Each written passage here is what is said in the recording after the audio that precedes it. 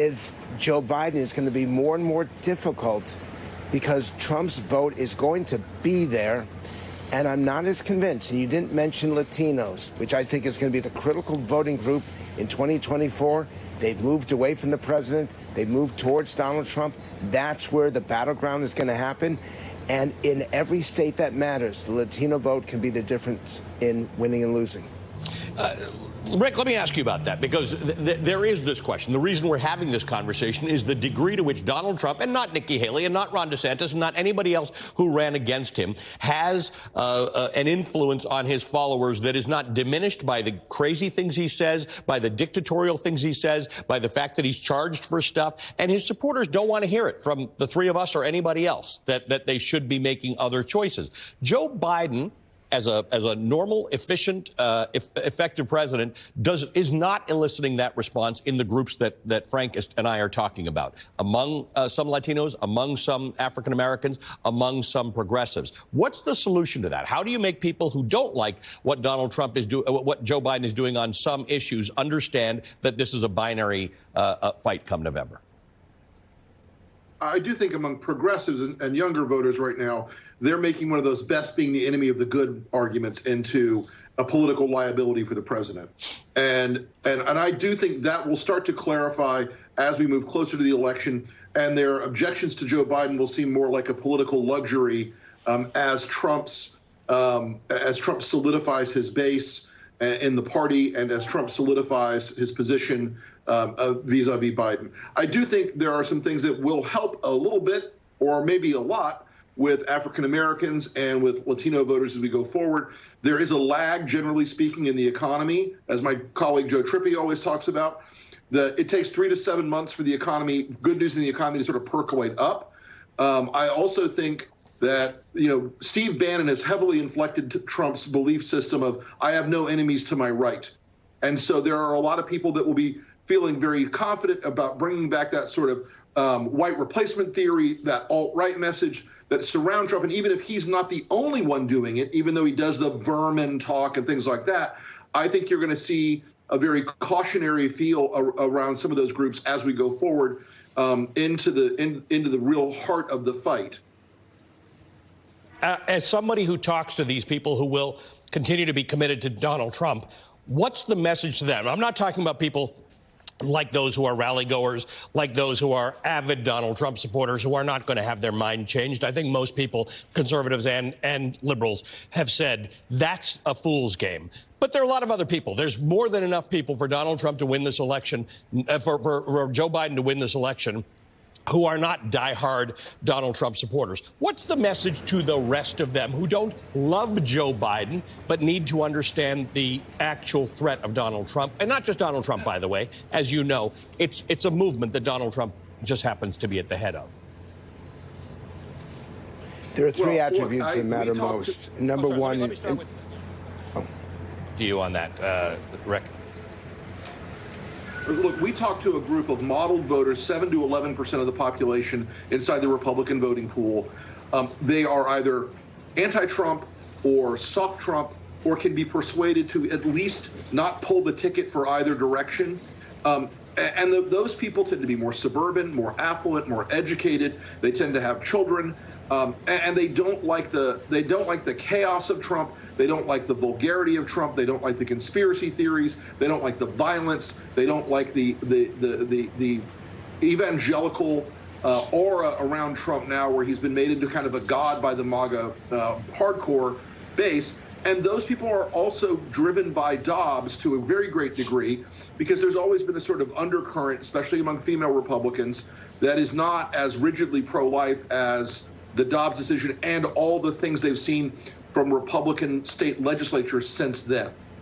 And Frank, let me ask you the same question. And again, I think we're mostly convinced that this is not going to be a hand-to-hand battle with Trump supporters. That train, I don't know if you agree with me, I just left the station. What about for everybody else? Three words and three attributes. Number one is results. They want someone to come in and can actually make a meaningful, measurable difference in the day-to-day quality life of who they are, where they live, their communities. Number two, they're looking for a detailed plan of action. They're not going to read it. They're not going to follow it. But they want to believe that the next president has a specific idea of where things need to go. And number three is they don't want ideology. And I know that this is going to disagree with so many of your viewers, but they really want common sense. They want someone who doesn't choose left or right, doesn't choose Republican or Democrat. They want someone who gets the job done in a smart, intelligent, effective way. And the challenge, again, I say this to the viewers because I know you care about this so much, is that I do believe there's going to be a third party. I do believe that it's not going to be a binary choice. And what you can see happening is that all those people in the center, 20, 25, even 30%, will search for another alternative to Trump and to Biden. And that's something that we need to start to consider even now in January of 2024. Rick Wilson, you winced a little bit when Frank Luntz said that. Look, the only outcome of a third party, especially in the no-label side of the equation, is Donald Trump gets elected again. Those voters, at least in our modeling, look an awful lot like soft Democrats, soft Republicans, and they will. And if you end up in a position in, say, like Arizona, for instance, where no labels gets on the ballot and pulls a certain, non-trivial percentage of people, you're going to end up with Donald Trump holding the line and winning the election because of the electoral college structure of the country. I know there are a lot of people that are fans of RFK. He draws a little bit away from Republican voters, because away from Trump, because of all the insanity, the conspiracy theories, the anti-vax stuff. But what we're looking at in a third party, the outcome is inevitably they cannot win 270 electoral college votes, but they can spoil the election for Donald Trump. Frank? But that is actually not correct. We've done the same kind of work. And if the candidate were Joe Manchin, he actually draws more votes away from the Republican because he's such a conservative Democrat. In the end, we all have to be in support of democracy. In the end, we all have to be in support of allowing people, encouraging people to vote for the candidate that they want. And I'm so afraid, and I'm doing everything I can in interviews like this to say, let's stop voting for the candidate that we dislike the least, and let's start voting for candidates that we actually want to solve the challenges that we face in day-to-day life.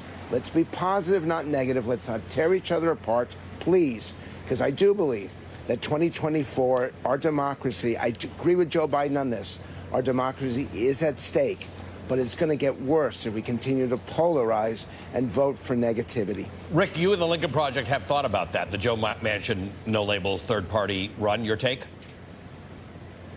Look, I believe that Joe Manchin's out of the game for no labels right now. They're looking at other folks in that area. But we believe they would tend to draw more conservative Democrats in our polling and modeling. And Frank and I can disagree on this. I don't believe that in an election where we all agree that Donald Trump is backed by an authoritarian movement and that Donald Trump is a fundamentally unsmall d Democratic person who does not believe in the Constitution, the rule of law, or the American Republic, he comes into an election like this with tremendous advantages. And for me, right now, I love the idea of a third party, of a broader party system. But like St. Augustine said, Lord, make me good, but not yet. This is a moment where we're in a fight between Joe Biden and Donald Trump.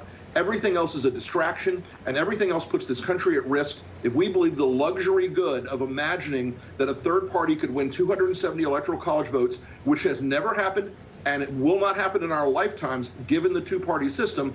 We are not going to be in a state where we have a lovely third-party imaginary candidate at the end. We're going to be in a position where Steve Bannon and Stephen Miller and Donald Trump are running an authoritarian government in Washington, D.C., and America will not look like anything we recognize.